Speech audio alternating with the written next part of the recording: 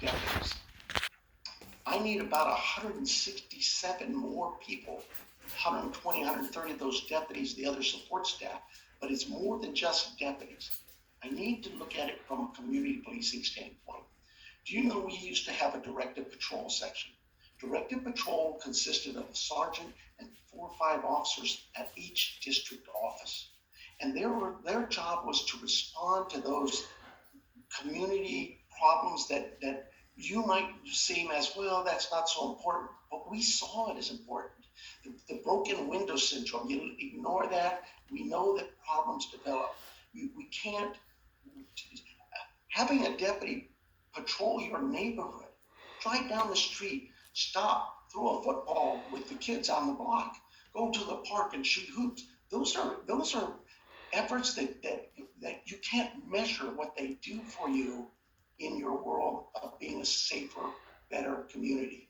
I don't care where you live in this valley, from the foothills to 3 Points to Vail to Catalina City, Apple Valley. Everybody wants the same thing. We all want to just know that we're safe. We all want to be able to know our kids can go out and play ball out in front, ride their bikes. You can take a walk in your neighborhood and be safe. But it's hard to do that when all my deputies can do is go from call to call to call to call, because that's what's happening. I don't call that public safety. I actually call it Uber. You call us, we come. We handle it, we go to the next one. When you look at what's happening in our country, you don't have to look far. Again, like I said, just look at Tucson Police. Are we going to wait for that to happen here? Do you wait for the spillover from Tucson? Because I think you're kidding yourself if you really believe that the homicides, the violent crime rates that are going up in the city won't eventually come to the county. Traffic enforcement. I get calls constantly. This last week, frustrated individual. I don't know. I just want you to hear something. And he stands out in his backyard. He lives over by Orange Grove behind him. And he's holding the phone out. And he says to me, do you hear that? And I do. You hear tires screeching.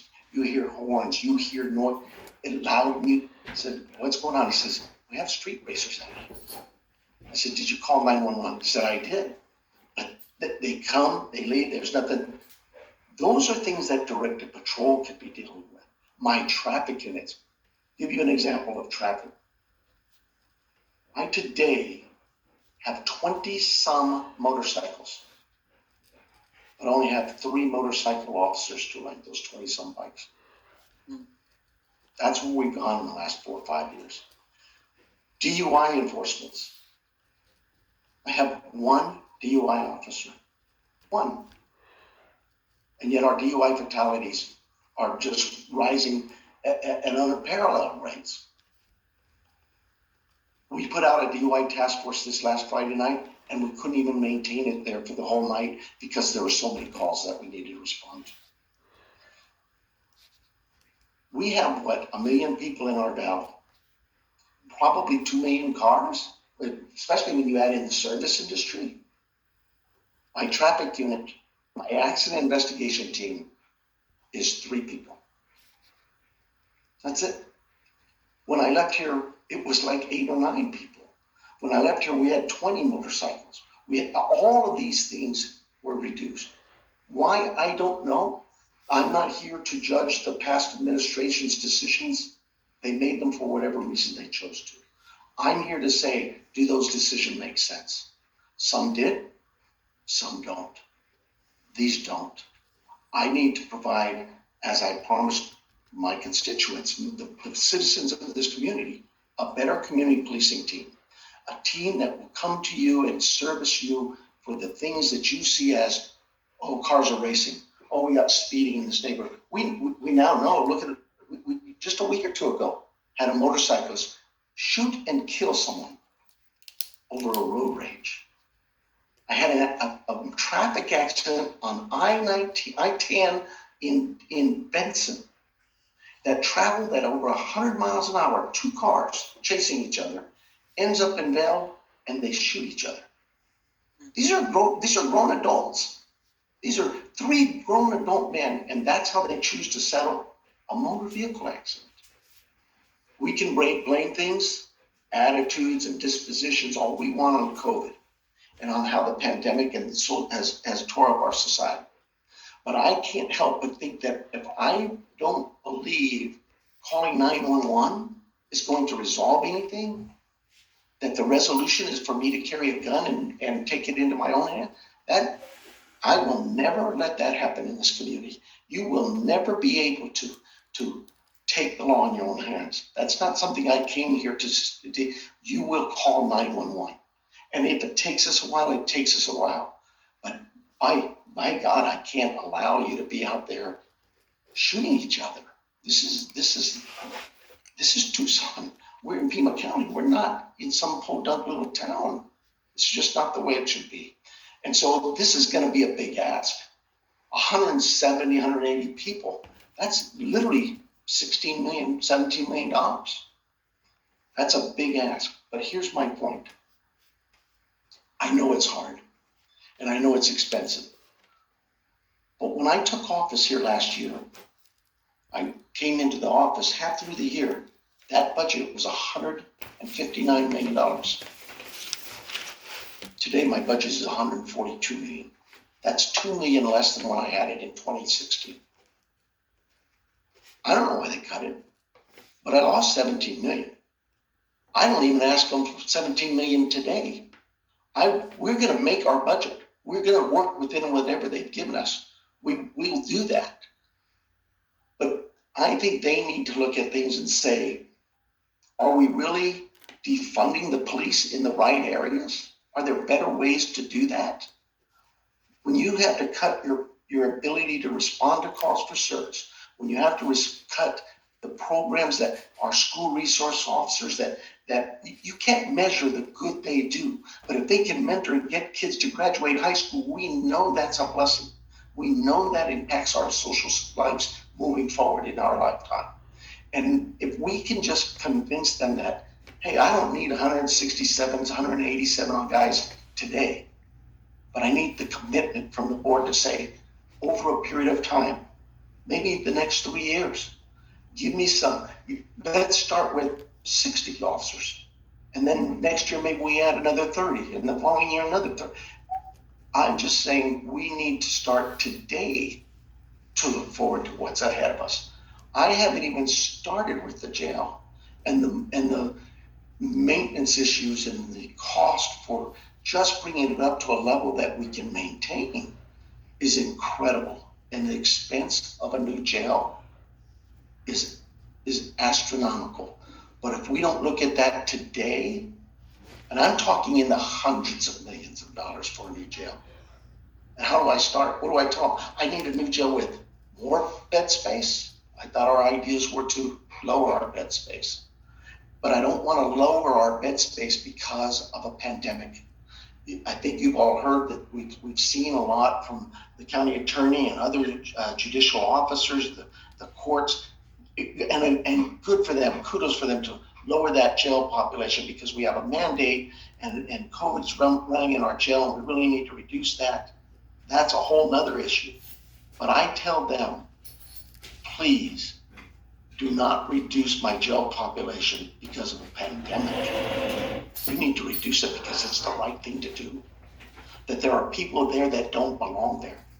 That there is another way of dealing with these things. And that if we don't have the courage, we the leaders in this law enforcement judicial community do not have that courage to take a chance and try something different, then I may as well not be running for office in 4 years. Because I didn't take this job for any other reason than to try to do what I think is right for this profession. I've been at this too long to care about money or power or any of that. I just feel like I have an opportunity here. What a great opportunity. And I don't want to lose it. So I've talked probably more than I should have. I'll take any questions you have or any suggestions. Raise your hand if you'd like to ask a question. Lori Green, unmute yourself. Yeah, Sheriff Nanos, thanks for all the great information. Only one sheriff deputy for DUI. That really surprised me. I had a question. Do you rely on Arizona Public Service to pick up the slack on that for the, higher speed freeways? If you mean DPS, the Department of Public Safety, Arizona Yes. Highway Patrol? Yeah, that's what I meant. You bet. We do, but there's some jurisdictional issues there. Arizona Highway Patrol does just that. They stay on the state highways. Oracle Road being a state highway, I-19, I-10, those types of situations. But they too, and I've got to give them their due as well, they too are stretched. They too are stretched short. I think all across this nation, hiring is a challenge in itself. So as I say, I want to hire all these people. I understand that's a challenge in and of itself. To get these people to want to come work for you is a tough job too. So that's going to take some look from the county administrators and the board of supervisors to say, quit this game, this shell game of, well, you guys make as much money as Greenlee County and El Paso County, and no, I don't care what those counties make, or Phoenix. I only care about one agency, the Tucson Police Department. Because see, that's who I recruit against. God bless them, they're good men and women, but really the reality is I don't recruit in Phoenix. I don't recruit in LA or Texas. I want my deputies to come from right here, where they have a commitment to this community, a tie to this community. Oh, sure, we take lateral officers from various places, but that's not from a recruitment effort. That's more from a word of mouth effort from others out there seeing that this agency is an agency I want to be a part of. And so, we rely on all of our partners, DPS for sure, but they too struggle. They too are short-handed. Thank you. Thank you. Anyone else? Why, I do. Rich Grossman?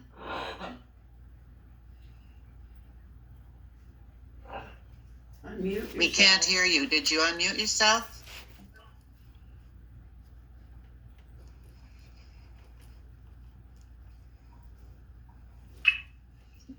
We can't hear you. Let me get back to you. I have Elizabeth. You would like the question? No? Lois? Yes. Good evening, Sheriff. I recently saw you on television. I'll admit it was before the holidays. And you were talking about the possibility of having to get rid of, I don't know if it may have been correctional officers or it could have been Tucson police officers who had not been vaccinated. My question is, what is the primary reason for them not wanting to be vaccinated? Is it because it's popular among mainly law enforcement to push back on vaccinations, or is it just a disbelief in the vaccine itself?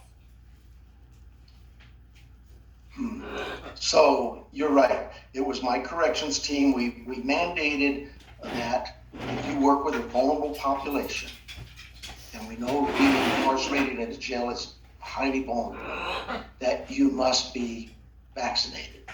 My position on that was simply by the numbers, and I talked with all the board members beforehand. I will be the first to admit, I'm the reason that this came upon us, because I lost 22 corrections officers this morning that didn't get vaccinated. And I said to everybody 100 times, I can't lose one. And I don't want to lose one, but I can't have another death in that jail. And God forbid one of my corrections officers catches COVID and dies. Why aren't they getting vaccinated? Well, and I'll get to that. I believe, and it's my personal belief, across this nation, as you so pointed, Lois, is that cops all over the nation aren't getting vaccinated. And I go, I just can't believe that. You take an oath to protect and serve. How is that protecting and serving?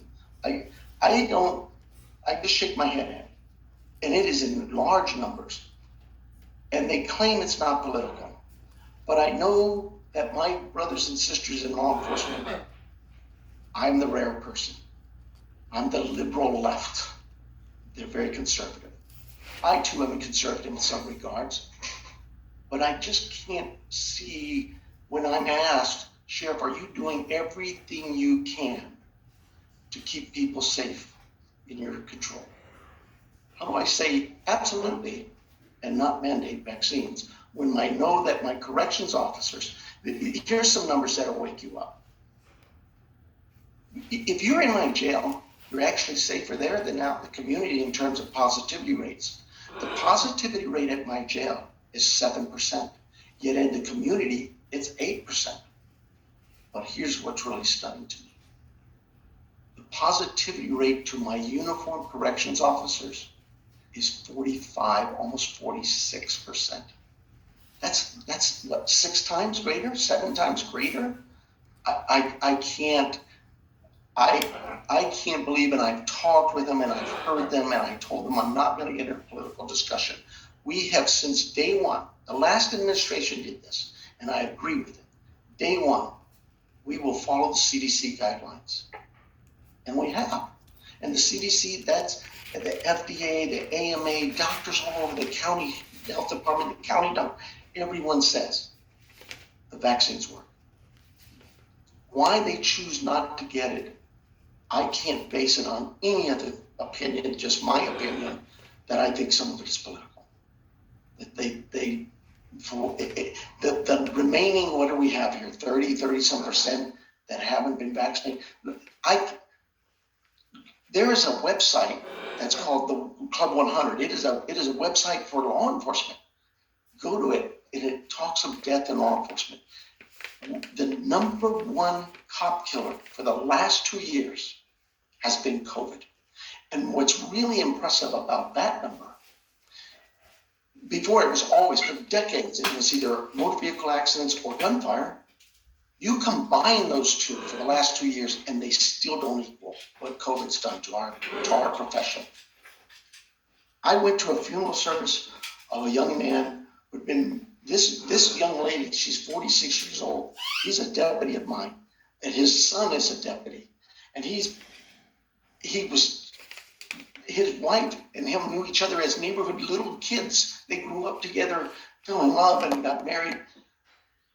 And they both had their appointment for a vaccine. They went there in August, late August, to get vaccinated. And they says, you've tested positive, you can't get vaccinated. She didn't even know it. She was asymptomatic. She went home, figured she'd get better. As the weeks went on, she got worse. And ultimately hospitalized, 6 weeks intubated, and died. I don't know.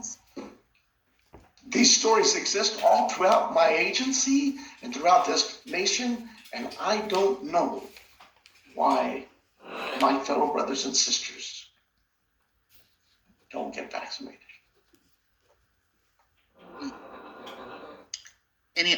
Lori Green now? You have a Sheriff question?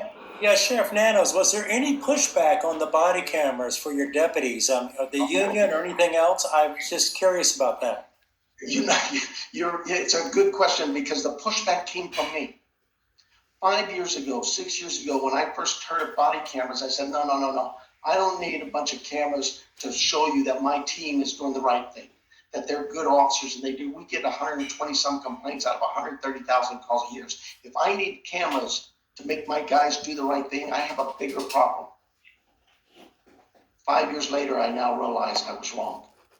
Not because my team needed them to make them do better, but because they see it as well. They wanted these. They say, everybody has this. Well, so why allow them to videotape their segment and only their segment when we could actually show everything? And so, no, they stepped up and way before me and said, we need body cameras.